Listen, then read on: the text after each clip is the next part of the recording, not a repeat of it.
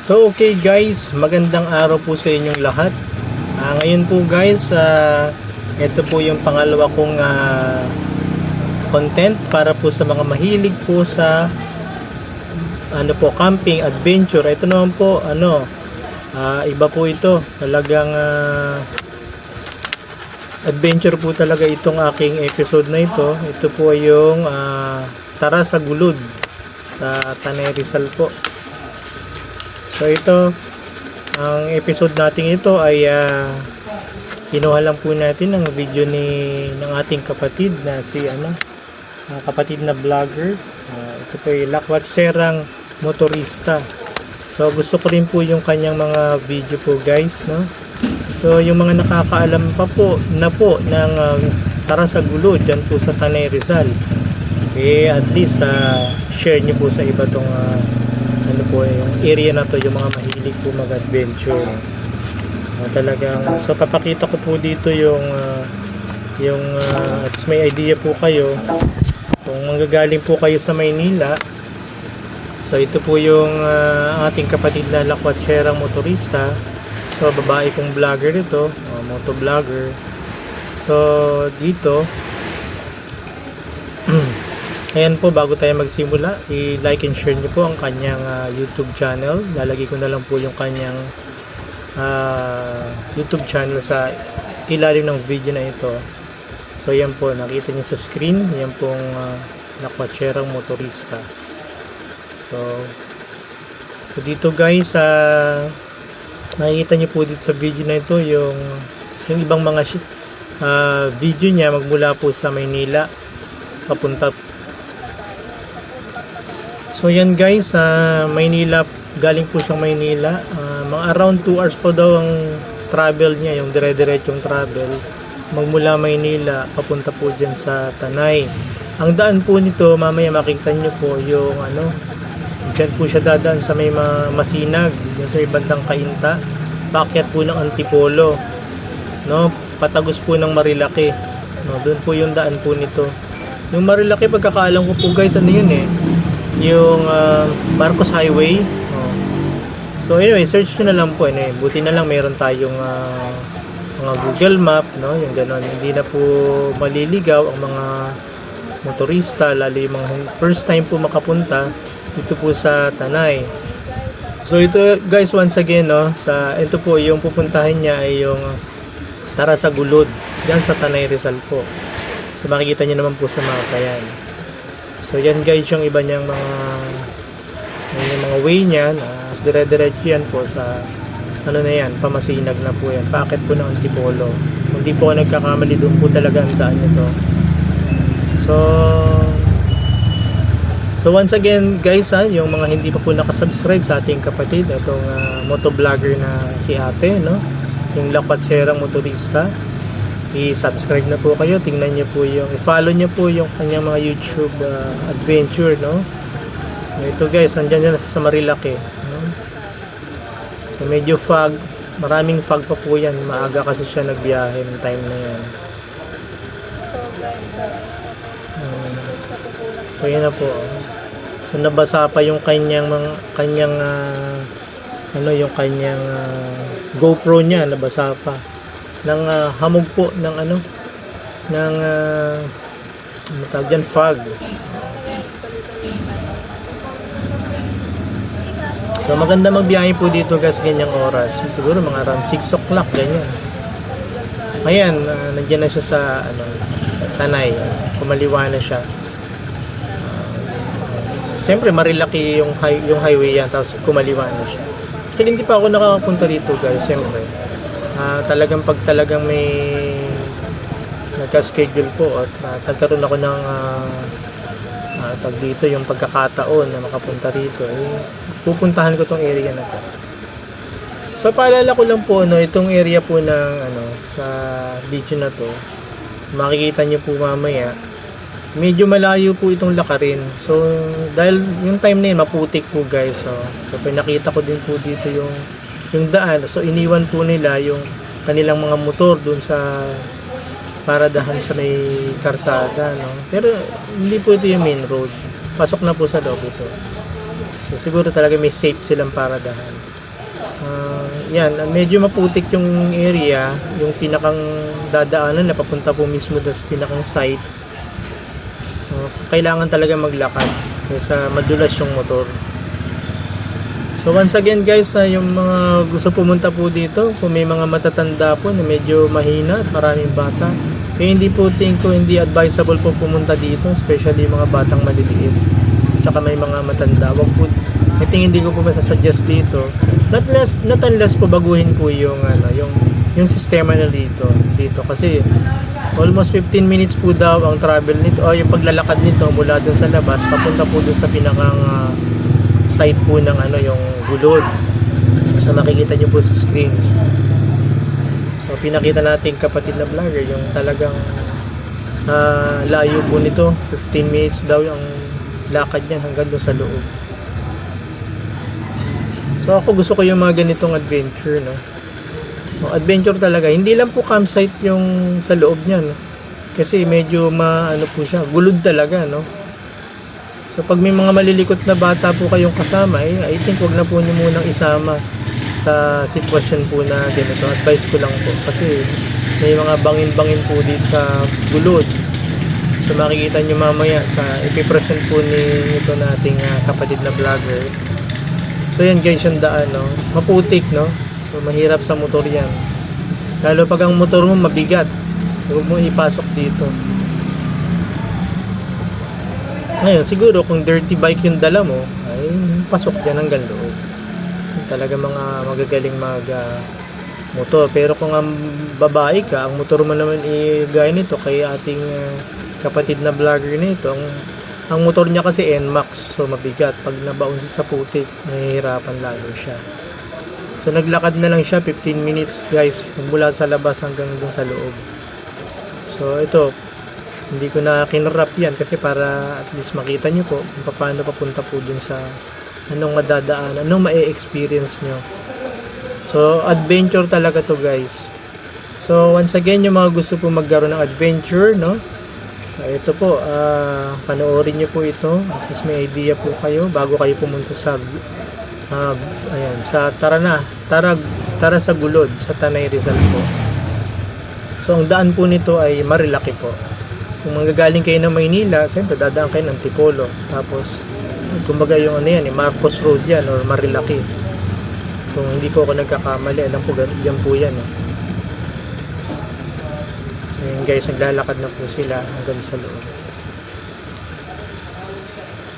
So may kasama rin siya, malamang baka kapatid niya, ating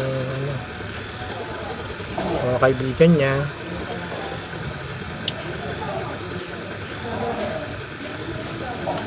So yan guys, pinakita ko na rin po yung yung talagang yung sitwasyon po ng daan, especially pag maulan.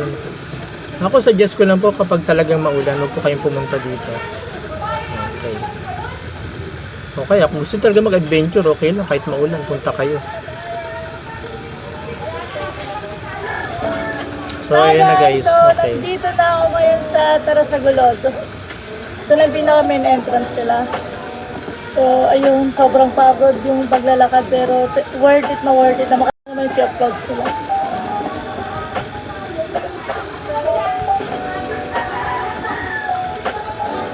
See? Halos wala ka lang makita, di ba? So tara guys, pasukin na natin.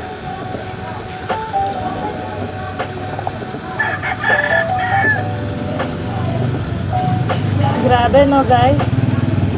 Sobrang maputik lang kasi umulan siya paggabi, tapos ngayon hindi pa rin toyo. So, lugar na gusto kong pag-breakfastan. So, tara guys, nagabayad tayo ng entrance. Dito tayo.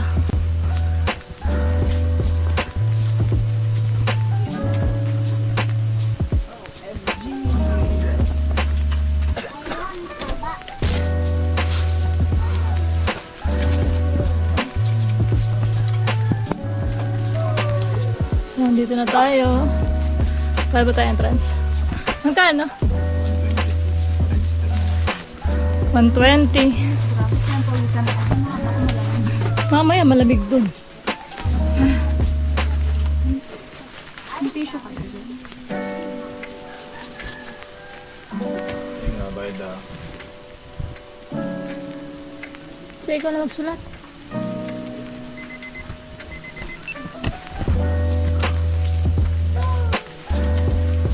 Anong date na yun? Ang date na yan?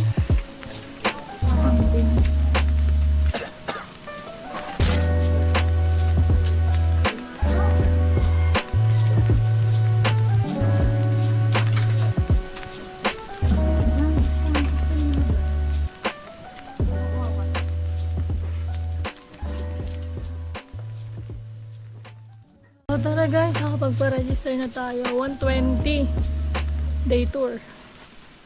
So tara. Wala na siya. Sige. Hanap ako ng kubo doon na pwedeng kainan.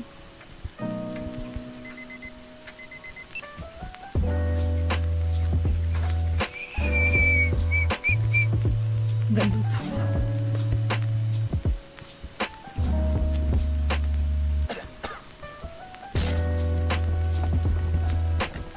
Kita nyo guys, ganda dito, di ba?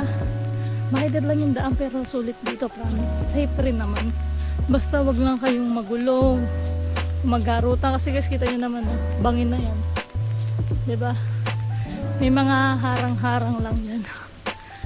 Asensya na sa itsura ko kasi ang layo talaga ng nilakad namin. So 15 minutes talaga yung pag nilakad. Tapos ang hassle pa doon guys, pagka maputek. Gusto nyo malaman kung totoong maputek? Tignan nyo yung rubber ko.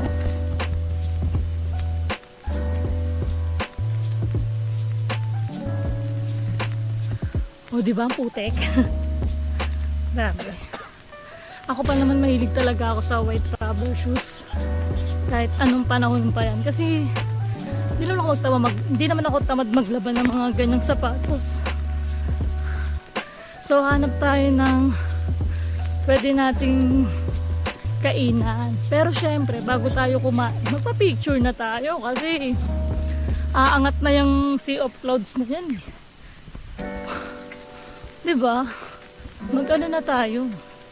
Bumonggang-bonggang Instagrammable na tayo. So, ayun guys. Oh. Pwede kayo mag ano dito. Overnight. So, pagka nag-overnight kayo, may mga tutuluyan naman kayo dito. Tsaka dito may mga kuryente rin kasi may solar sila dito. Solar system. So, hanap tayo ah. Pero tingin ko nakita ko na yung the best spot para kumain.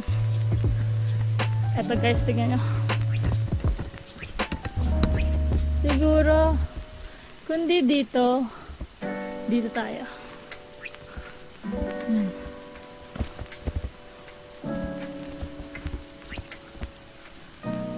Tingin ko din pa. Dito guys.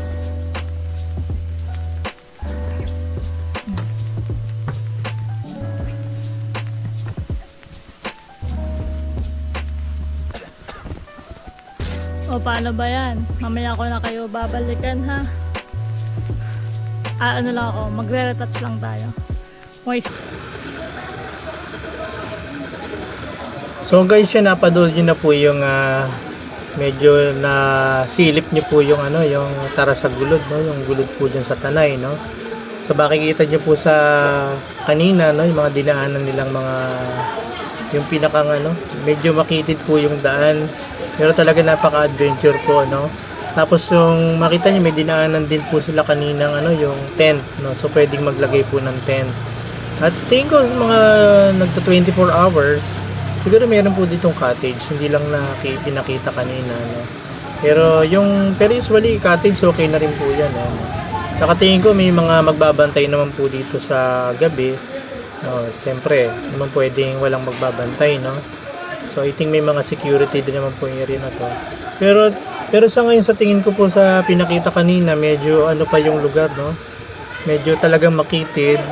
Ngayon dapat ito magkaroon po, ma-develop pa po itong area na to, tingin ko, para po mas safe po dun sa mga family, lalo na yung may mga bata o kaya sa mga matatanda rin, di ba?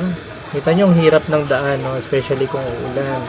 Pero guys, no, sa mga bata-bata, mga motorista, ganyan, mga medyo talaga mahilig sa mga adventure, maganda po tong area na to, tingin ko guys, no. Sa mga couple, no, maganda po ito guys.